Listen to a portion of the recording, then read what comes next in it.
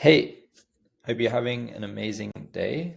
I'm going to quickly go over a couple things that LeadSparker is doing right now that's working really well, and just give you a brief overview so you can understand how to do well for yourself too. And potentially we have a chat about it after the call and talk about how we can do for your business too. So, how to rapidly close clients on autopilot. So it sounds potentially too good to be true, but actually, we've witnessed a lot of other businesses, not just us, doing this, and honestly, it's a game changer. So, how to build the team that sells your services so much that they start making you basically too much money. All right, sounds too good to be true, but let me dive in. So, before we start going over the structure and frameworks of this process, let's first list out the different types of things that need to be taken into consideration when hiring and onboarding salespeople to close deals for you, because ultimately this is one of the crucial components to generating this revenue on autopilot, right? So one is the lead source. So make sure you know your main lead sources and understand them in detail, because once a lead has come into your system, knowing where they've come from and what their situation is means you'll be able to more effectively nurture them from start to finish, right? You'll be able to follow up, nurture, sales, close, follow up, put them in front of the right content, etc. Maybe they already know who you are, maybe they don't, for example. Those are two different scenarios in themselves. And in each case, you might want to consider different ways of doing stuff. So you need to have the data to make informed decisions at the end of the day, because data doesn't lie, right? If a lead comes through a certain channel and they're always interested, then you know that that channel is good and you probably want to make that your main channel, for example. Or if you only generated 5 leads through another channel, this isn't enough evidence to say, okay, this channel is good or bad yet, because you don't have enough leads from that channel to say so, right? So yeah, it's just you don't know these things yet. So the process is usually once you start hitting a sufficient lead volume, then you can start figuring things out. So the focus becomes more what to do with all these leads rather than on actually getting more. It's like, okay, you've got enough now. What's the plan? Okay, so you can still raise the numbers up later. For example, you can still increase the lead volume based on the mechanism that you're using. For example, with Facebook ads, you can just really generate 10 leads. And if you want to generate 20 leads, you just double the ad spend usually, right?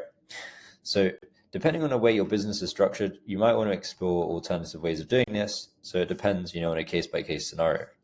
I'll list out a few variations of sales processes that work, but once again, this is contextual. Depending on your business model, they'll work a different way. And if you don't have a business yet, then you want to set one up in a certain way that makes sense. So, for example, 1, lead books an appointment, straight into discovery call. This is where the qualification criteria is inputted into a Calendly form, for example. If they're qualified after that discovery call, then they have a demo call, which is obviously longer, where you dive into the nitty-gritty, show them how you can help them provide value, and then close. Or another system is a lead just mentions interest, for example, via email or whatever, and you qualify their budget and goals. So you talk to them, you reach out to them, say, okay, so you mentioned you're interested. Where are you at in terms of budget? Like, what kind of revenue are you doing? What kind of goals are you looking to achieve, etc. And then you book them for a demo call once you know they're qualified, and then head for the close. And then there's a final scenario here, which is another variation of that. So we can have a quick look at this diagram I've given as well in terms of bringing salespeople actually on board. So the way that looks is you want to have that initial sales set up. So you want to assess that lead flow volume, as we just mentioned. If you're generating less than 10 meetings per week, you just want to increase the number of meetings so that you have a sufficient data source to say, whether these calls are good. Once you're over 10, you want to start setting up closes for an interview.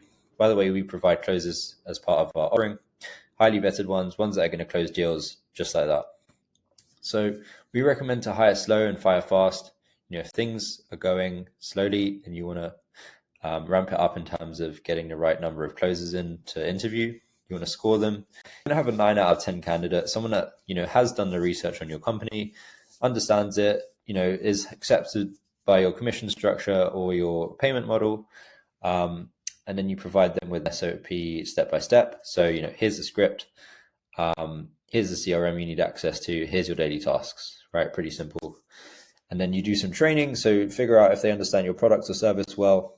And then you add them to a call, make sure it's recorded, start going over those calls together. And yeah, from then on, they can close kind of without your oversight. And they should be motivated to do so.